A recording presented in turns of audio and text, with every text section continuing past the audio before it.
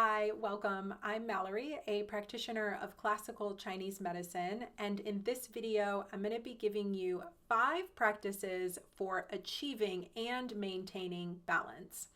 In order to implement those practices, we first want to look at one of the most famous symbols in the world to help us articulate what it means to be in balance and what that looks like. Before I give you those 5 practices, I want you to pause this video and just write down or contemplate these few questions. The first question is, what does balance look like to you? Do you believe balance exists?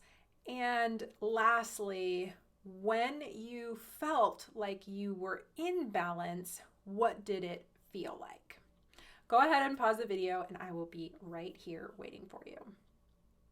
All right, welcome back. I hope that you took a second to contemplate those questions and that you're going to hold on to them as we move through this video. So here is a symbol of the Yin Yang symbol, which is the most famous symbol in the world relative to balance. And many people see the Yin Yang symbol as a separation. That they are an individual. However, they also are a unit and they complement one another.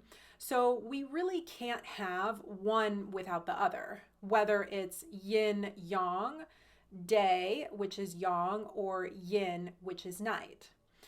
We also know, and it's articulated through the illustration of the yin yang symbol, that yin is always going to be within yang, and yang is always going to be within yin. So this is shown in the symbol as the black side being yin, and then that white dot up in the corner is going to be yang. And then the white side is going to be yang, and that black dot is going to be yin. So even in the most yin part of the evening, when it's really dark outside, we still have the light of the moon, which is a perfect example of yang within yin. Some other really quick examples of yang and yin are going to be activity, which is yang, and rest, which is yin. So you can think of it in relationship to your nervous system. So fight and flight is yang, rest and digest is yin, just to keep it super simple.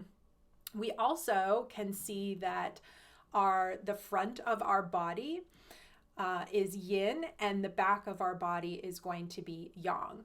So when you were in the womb, you were curled in, you were protecting your vital organs, your chest, your belly, and that curling in is the back body protecting yang, protecting the yin. I do have a one sheet that's available to you. You can grab it in the link below. And within that one sheet, I give more examples of the differentiation between yin and yang relative to nature, as well as the human body. So make sure that you grab that one sheet. It will just help you along in these 5 practices. So let's go ahead and jump into the 5 practices. The first practice is to simply recognize. Recognize where you are. Are you in more yang or are you in more yin?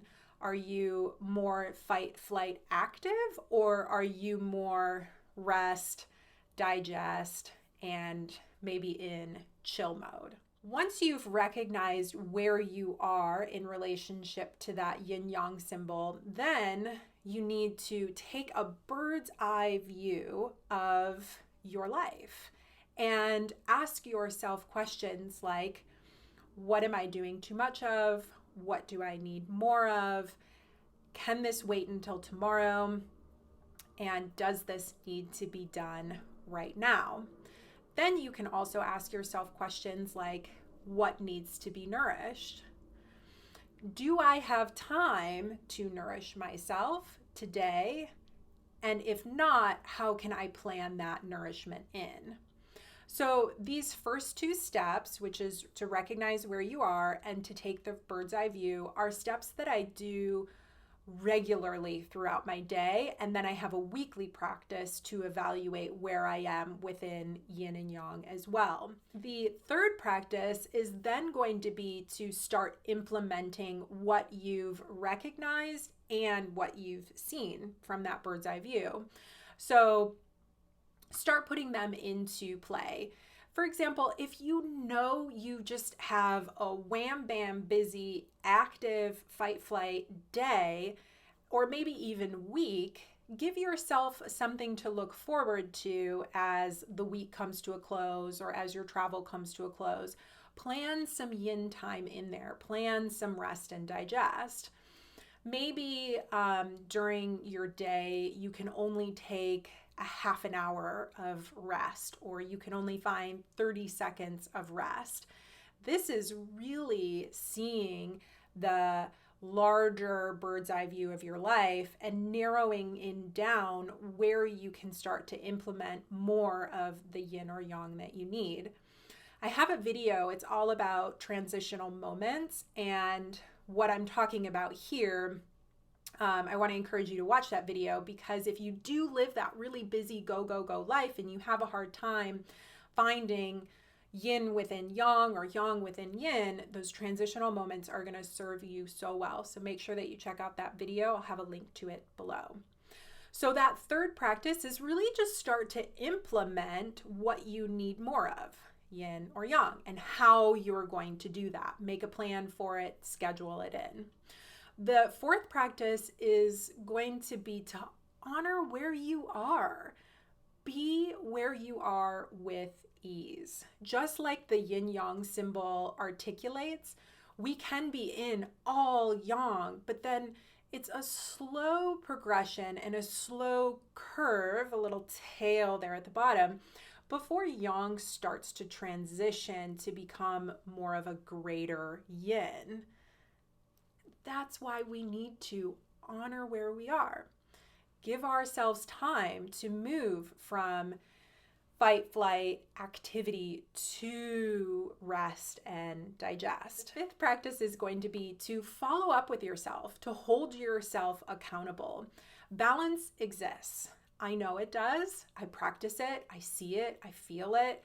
Harmony and alignment are something that we work to achieve and we insert into our life because we live within a nervous system that operates in two ways: rest and digest and fight and flight. So we want to be able to feed both of them. So hold yourself accountable for following through in these practices. And just like anything else, the more you do it, the easier it's going to get, the easier you're going to be able to recognize it. And then the more you're going to be able to say to yourself, oh, I need to get my butt up off the couch. I've been here for 6 hours. Let me move from that yin to a little bit of yang. Even if then you go back to being in yin, because remember, yang is always within yin and yin is always within yang.